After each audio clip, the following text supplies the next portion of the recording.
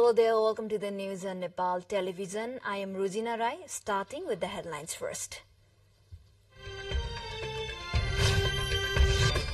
High-level political mechanism meet of ruling parties on the way in Balwatar, president's election and other contemporary issues on agenda.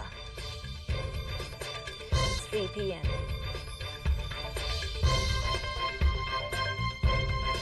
Over 20,000 killed in Monday's earthquakes in Turkey and Syria. Turkey's president calls the quake a disaster of the century.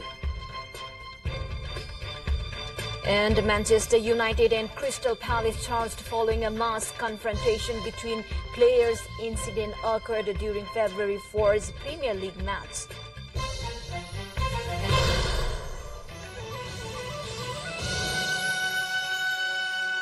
About 40.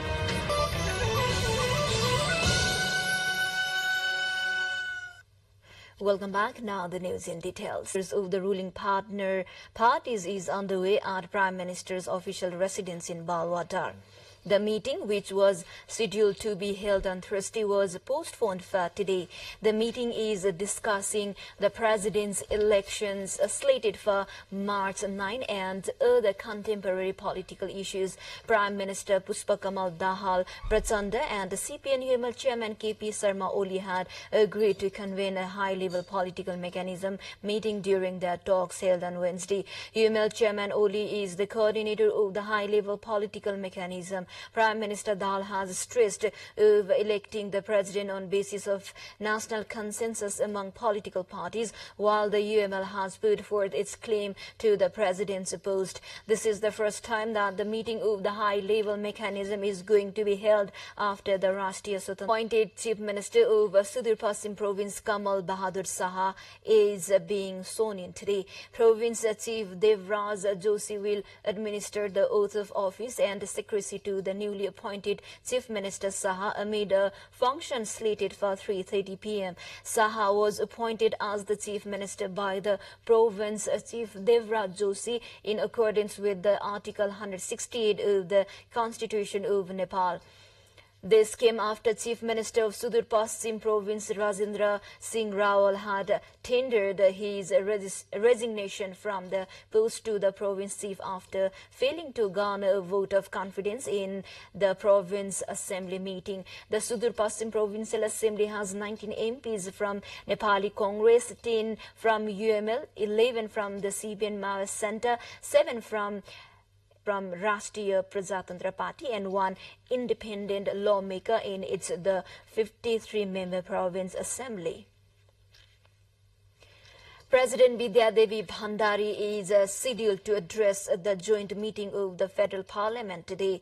The meet is scheduled to begin at 3 p.m. this afternoon.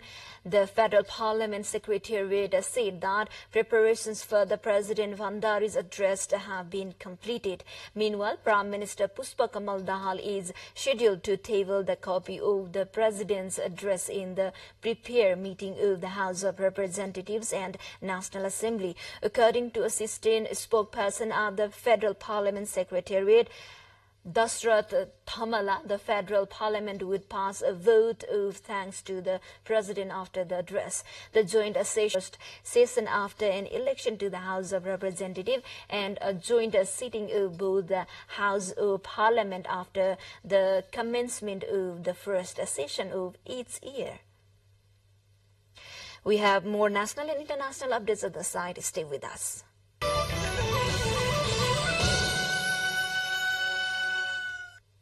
Welcome back here on Nepal Television News. Now the remaining updates. An earthquake measuring 4.2 in the Richter scale has occurred at Sialakhadi of Rukum Paschim. The quake took place at 8.52 this morning, according to the National Earthquake Monitoring and Research Center. The earthquake had with its epicenter at Sialakhadi of Rukum Paschim district. The northwest areas of the country have recorded more quakes in the recent times. Now we are moving on to international quakes in Turkey and Syria. Though the UN warns the disaster's full extent is still unclear, rescuers are still searching rubble for survivors, but hopes are fading almost 100 hours since the tremor struck. Freezing conditions threatens the lives of thousands of survivors who are now without shelter, water and food. Turkey's president called the quake the disaster of the century, a major international relief efforts to gathering space. On Thursday, the World Bank placed $1.78 billion in aid to Turkey, including immediate finance for rebuilding basic infrastructures and the support those affected by earthquakes. North Korea has shown its largest display ever of say could potentially challenge the U.S. defense system. About a dozen long-range ICBMs were shown at Wednesday's military parade. Leader Kim Jong-un was seen at the midnight parade with his young daughter elevated to his side. Kim Jong-un's appearance has fueled speculation he is being positioned as the successor. The number of long-range missiles shown in the parade has prompted concern. We still do have international headliners. Stay with us.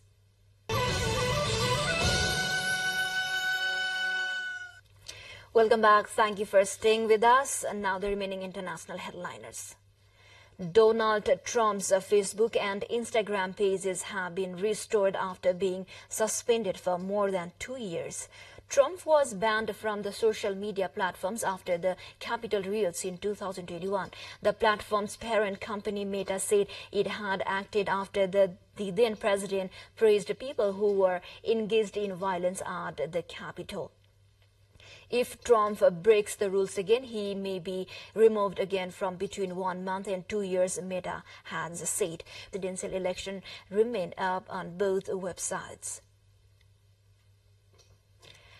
It will soon be illegal to smoke cannabis on the streets in Amsterdam's red light district under new regulations unveiled by the city. The laws will come into effect from mid-May and aim to improve livability for residents who have long complained of disruption caused by tourists. Sex workers will also have to close their venue at 3 a.m. Local media reported that almost all councillors supported taking action to reduce nuisance to residents. The city council also announced on Thursday that restaurants and bars would have to close by 2 a.m. on Fridays and Saturday, and new visitors would be allowed into the old city district after 1 a.m. Site.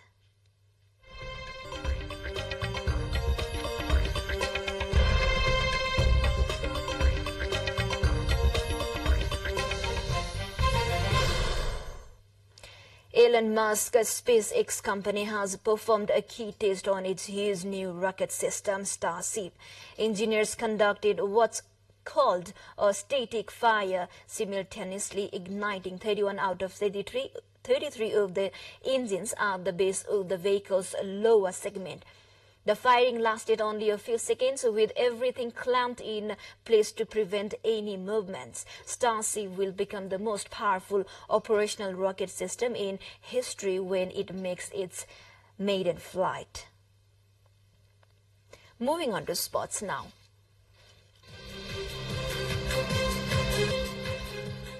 Manchester United and Crystal Palace have been charged following a mass confrontation between their players during last weekend's Premier League, the Football Association said.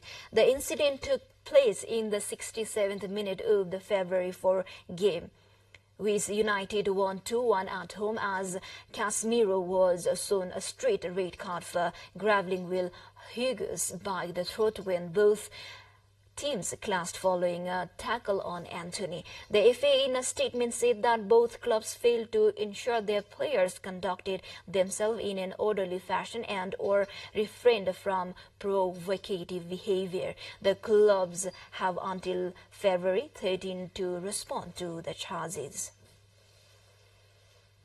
We're almost at the end of this news bulletin, but before we say goodbye, High-level political mechanism meet of ruling parties underway in Balwatar, president's election and other contemporary issues on agenda. President Bhandari to address a joint session of the Federal Parliament today, meeting set to convene at 3 p.m. Over 20,000 killed in Monday's earthquakes in Turkey and Syria. Turkey's president calls the quake disaster of the century. And Manchester United and Crystal Palace charged following a mass confrontation between players. Incident occurred during February 4's Premier League match.